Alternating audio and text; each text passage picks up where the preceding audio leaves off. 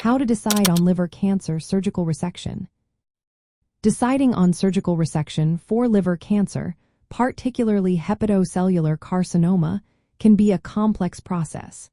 It requires careful evaluation of various factors to ensure the best possible outcome for the patient. Let's break down the key considerations involved in this decision-making process. First, we need to look at the tumor characteristics. The number and size of tumors play a crucial role. Surgical resection is often recommended for patients with a single tumor, especially if it is small, typically less than 2 to 3 centimeters. However, some patients with multiple tumors or larger tumors may still be candidates for surgery if their overall health and liver function are favorable. Next, we consider the tumor burden and biology.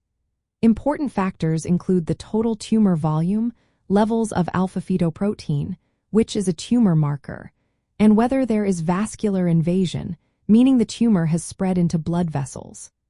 Lower levels of alpha-fetoprotein and no macrovascular invasion are associated with better surgical outcomes. Liver function is another critical factor. Since surgical resection involves removing part of the liver, it is essential that the liver is functioning well. The Child-Pugh score is commonly used to assess liver function. Patients with scores between 5 and 7, indicating well-preserved liver function, are generally considered suitable for surgery. Additionally, serum bilirubin levels should ideally be low, around 1 milligram per deciliter, to minimize surgical risks. The patient's overall health is also vital. A good performance status and the absence of significant other health issues are necessary for a patient to tolerate surgery. A multidisciplinary evaluation is essential, involving specialists in surgical oncology, hepatology, radiology, and other areas to tailor treatment decisions to the individual patient. Staging systems and guidelines help guide these decisions.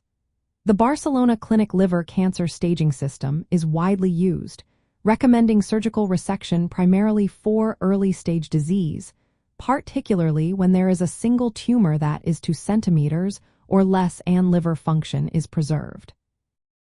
Emerging evidence suggests that surgical options may be extended to selected patients with intermediate or advanced stage hepatocellular carcinoma, provided they have low to moderate risk based on tumor burden and liver function.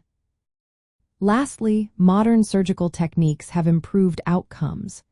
Intraoperative ultrasound and laparoscopic approaches help in accurately locating tumors and reducing invasiveness, especially in patients with cirrhotic livers.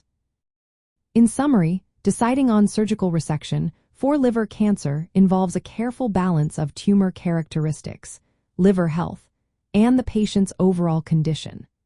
Surgery can offer the best chance for long-term survival in early-stage hepatocellular carcinoma and may be considered for selected patients beyond traditional criteria when risks are manageable. This decision should always be made through a multidisciplinary approach to ensure personalized care and optimize outcomes. Always consult with healthcare professionals for tailored advice and treatment options.